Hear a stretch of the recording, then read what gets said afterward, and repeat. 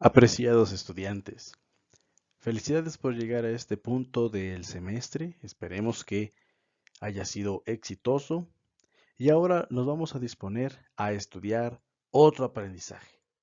En este conocerás el proyecto político que pretendió instaurar el imperio de Maximiliano. Esperemos lo disfrutes. Éxito en los temas siguientes. Adelante. La siguiente línea del tiempo te ofrece un panorama histórico muy puntual sobre la segunda intervención francesa y el segundo imperio mexicano.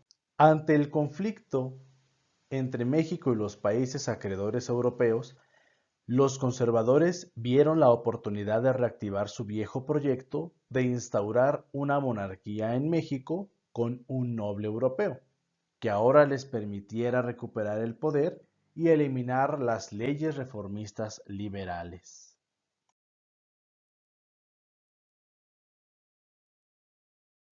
Tras la derrota del ejército conservador, capitaneado por Miguel Miramón, consumada por Jesús González Ortega en diciembre de 1860, el gobierno constitucionalista regresó triunfante a la capital de la República. Los liberales anunciaban confiados un porvenir sonriente de paz y prosperidad. No obstante, sus esperanzas pronto se vieron defraudadas. Las elecciones de 1861 dieron el triunfo a Benito Juárez, quien de inmediato reorganizó la administración pública y la educación y decretó la adopción del sistema métrico decimal, el mismo que usamos actualmente. Pero la escasez de fondos lo forzó a suspender el pago de las deudas del gobierno, tanto los intereses de los préstamos usurarios británicos como los de las reclamaciones españolas y francesas. La medida fue aprovechada por los monarquistas mexicanos residentes en Europa para interesar al emperador de Francia, Napoleón III, en el proyecto de instaurar una monarquía en México. El gobierno de don Benito Juárez tuvo que suspender todos los pagos en julio. Los acreedores europeos se sintieron engañados y presionaron a sus gobiernos para obtener una indemnización. El 31 de octubre de 1861, Francia, Gran Bretaña y España firmaron en Londres la Convención Tripartita para intervenir militarmente en México. Sus tropas desembarcaron en Veracruz poco después. Sin embargo, pronto quedó claro que Napoleón III tenía otros intereses y previsiones para México. Entonces Inglaterra y España se retiraron, dejando la empresa en manos de los franceses. En la mencionada convención, las potencias se comprometían a bloquear los puertos mexicanos del Golfo para presionar la reanudación de pagos sin intervenir en la política interna. La flota española llegó a Veracruz en diciembre y en enero arribaron la francesa y la inglesa. Recibido el ultimátum, Juárez envió al ministro Manuel Doblado a negociar con los intervencionistas. Para evitar las fiebres tropicales, Juárez autorizó el desembarco de las tropas a condición de que se volvieran a embarcar, si no se llegaba a un acuerdo. Manuel Doblado aseguró que la suspensión era temporal y que los pagos se reanudarían en cuanto fuera posible. Los británicos y españoles aceptaron la negociación, pero los franceses no solo se negaron, sino que en lugar de embarcarse, desembarcaron más hombres, entre ellos algunos monarquistas mexicanos, como Juan Nepomuceno Almonte, hijo de José María Morelos y Pavón. Estos acontecimientos ofrecieron a los monárquicos mexicanos que vivían en Europa, como por ejemplo José María Gutiérrez de Estrada, la oportunidad que habían estado buscando. La ocupación francesa de México permitiría realizar el sueño de toda su vida de crear un imperio mexicano bajo la protección europea. Ahora, Francia. Se encontró un candidato apropiado para la corona en la persona del archiduque Maximiliano de Habsburgo, heredero al trono del Imperio de Austria y descendiente directo de los antiguos Habsburgo de la colonia española. Durante el reinado del archiduque se retomarían viejos proyectos que no habían podido consolidarse. Por ejemplo, una nueva división territorial diseñada por el geógrafo e historiador Manuel Orozco Iberra. Dividía el país en 50 departamentos siguiendo criterios geológicos, hidrográficos, demográficos y etnográficos. El nuevo mapa administrativo rompía con los cotos de poder de gobiernos estatales y a través de los prefectos departamentales establecía una organización centralizada, jerárquica y piramidal, por medio de la cual el gobierno nacional debía asegurar el orden y regularidad de la acción pública. En el campo legislativo, el mismo equipo de juristas, o sea, abogados, que desde 1861 preparaba el Código Civil, anhelo de los legisladores y abogados mexicanos desde los primeros días de vida independiente, logró publicar el primer volumen en 1866.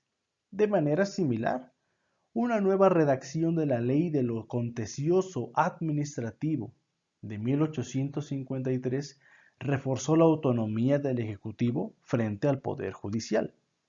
Además, en un momento en que todavía sangraban las llagas abiertas por la guerra civil, muchos anhelaban un gobierno conciliador.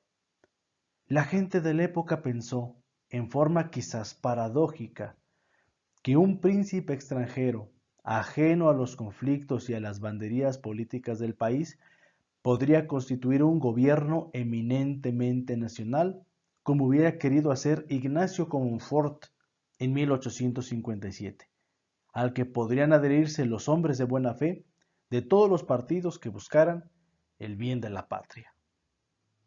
Por otra parte, el ejército francés era un cuerpo profesional y disciplinado. No iba a representar, como lo habían hecho a lo largo del siglo las Fuerzas Armadas en México, el fiel de la balanza del poder, sino el obediente brazo armado del imperio. Los políticos civiles que se adhirieron al imperio consideraron que sería una gran ventaja ser apoyados por un ejército al que no había que consentir, convencer, seducir y conminar. El emperador aislaría incluso a jefes militares conservadores, que por tener una cuota propia de poder y popularidad podían competir con el poder civil. Además, el gobierno imperial intentó desactivar dos situaciones que eran percibidas como potencialmente explosivas. La primera, la problemática de las comunidades indígenas, cuyos malestares se habían visto agravados, en muchos casos, por el proceso de desamortización y la cuestión religiosa. Para paliar la primera, que al parecer preocupaba sinceramente a la pareja imperial, Maximiliano de Habsburgo y Carlota Amalia, se creó una junta protectora de las clases menesterosas, al frente de la cual estuvo el abogado nahuatlato Faustino Chimalpopoca Galicia. La junta era un cuerpo consultivo, a través del cual las comunidades indígenas y otros miembros de las clases menos favorecidas, como obreros y peones, podían ventilar sus agravios, sus problemas. Se promulgó además una serie de leyes que podríamos llamar agraristas para la protección de los trabajadores, sobre la personalidad jurídica de los pueblos, sobre el fundo legal y los terrenos de comunidad, que pretendían facilitar el tránsito de los indígenas a la modernidad. En segundo lugar, y no menos importante, el imperio procuró poner punto final al conflicto Iglesia-Estado por medio de un acuerdo. La propuesta del emperador, si bien reconocía a la católica como religión de Estado, seguía un modelo liberal. Reafirmaba la primacía del poder civil, ratificando las leyes de reforma, incluida, para el horror del clero mexicano, la tolerancia de cultos.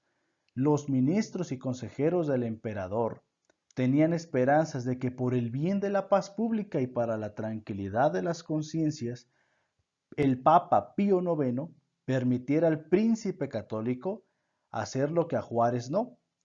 La negativa del Papa, autor por cierto del famoso Sílabus y promotor de la infalibilidad papal, fue categórica.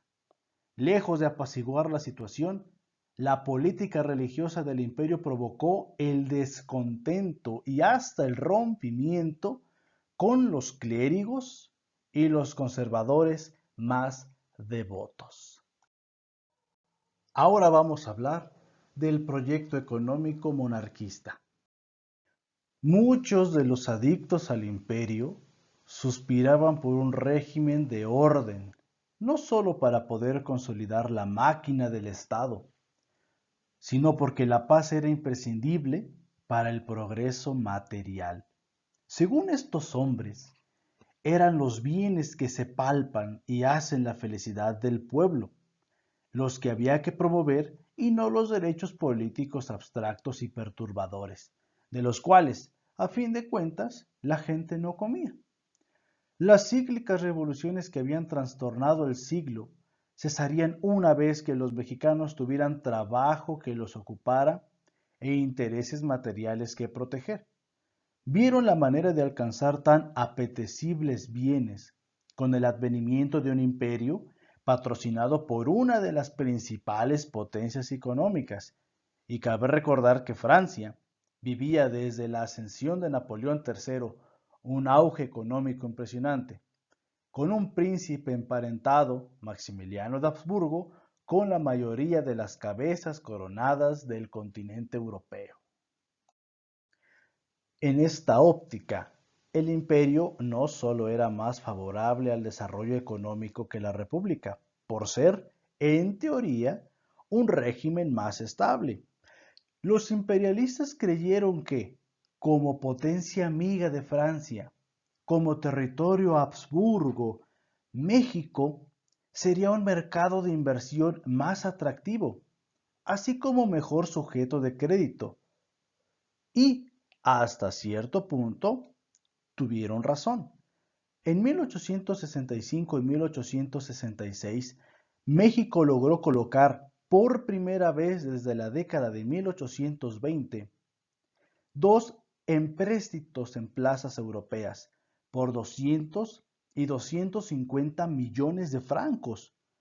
Aunque naufragó el proyecto de establecer un banco central de emisión, vino a instalarse, sin buscar concesión del gobierno, el primer banco comercial, el Banco de Londres, México y Sudamérica con capital inglés. No obstante, el resultado de estos logros fue más bien amargo. Por los tratados de Miramar, el proyecto de los créditos fue a dar, casi a su totalidad, a las arcas del ejército expedicionario francés. Se calcula que el gobierno de Maximiliano de Habsburgo no recibió más que el 6% de estos fondos. Así, el imperio triplicó la deuda externa del país sin recibir prácticamente nada a cambio. Sobre todo, ni de lejos resultó ser más estable el régimen monárquico que el republicano. El ejército francés poco pudo hacer en contra de la guerrilla republicana. En cuanto salían las tropas intervencionistas, los líderes republicanos tomaban las ciudades. La tan anhelada pacificación del país no llegó nunca. Difícilmente podría haber habido capitalistas, ni extranjeros, ni nacionales, que consideraran al imperio mexicano como pacífico, tranquilo y mucho menos como una buena inversión. Para concluir, podemos resumir de manera breve lo visto en el tema. Maximiliano de Habsburgo, liberal convencido, anunció que ejercería el patronato real y que no suprimiría la tolerancia de cultos y la nacionalización de bienes del clero, como le exigía el nuncio papal, ratificando así las leyes de reforma. Esta decisión lo privó del apoyo de muchos conservadores y sirvió como motivo de burla de los liberales. México parecía cobrar nueva vida al convertirse en asiento de la corte imperial. La capital, la Ciudad de México, se embelleció. Se alinearon las calles, se engalanaron con árboles de fresno, alumbrado de gas. Apareció el gran paseo del imperio, más tarde rebautizado por los liberales como de la Reforma. Se renovó el castillo de Chapultepec. El emperador se dio a la tarea de legislar. Empezó por redactar el Estatuto del Imperio, que promulgó el 10 de abril de 1865, seguido por un Código Civil y una ley agraria y de trabajo que devolvía sus tierras a los pueblos étnicos y les concedía a los que no las tenían. Esta ley aprobaba una jornada máxima de 10 horas, anulaba deudas mayores a 10 pesos, prohibía el castigo corporal y limitaba las tiendas de raya de las haciendas. La educación y la investigación científica también merecieron su atención, mientras que la emperatriz, doña Carlota, promovía la educación femenina. Maximiliano I de México decidió dividir el territorio en 50 departamentos y se preocupó por el desarrollo económico, de manera que firmó un contrato para la contratación y construcción del ferrocarril de México a Veracruz y autorizó el funcionamiento del Banco de Londres, México y Sudamérica para facilitar los intercambios comerciales. Debemos concluir lo siguiente. Muchas de estas propuestas no entraron en vigor debido a que el imperio de Maximiliano poco a poco empezó a perder el apoyo tanto económico y político del imperio francés y de los prestamistas extranjeros. El ferrocarril, uno de los grandes proyectos del imperio, no se llevó a cabo. Para concluir, pudiéramos decir lo siguiente. No debemos tener en nuestra memoria mexicana una imagen del Segundo Imperio de México como un accidente que nos vino de fuera. Se percibe como resultado exclusivo de la ambición de Napoleón III, de la ingenuidad y el romanticismo de un Maximiliano de Habsburgo, segundón, con ínfulas de buen gobernante, y de los proyectos disparatados de unos pocos traidores a la patria.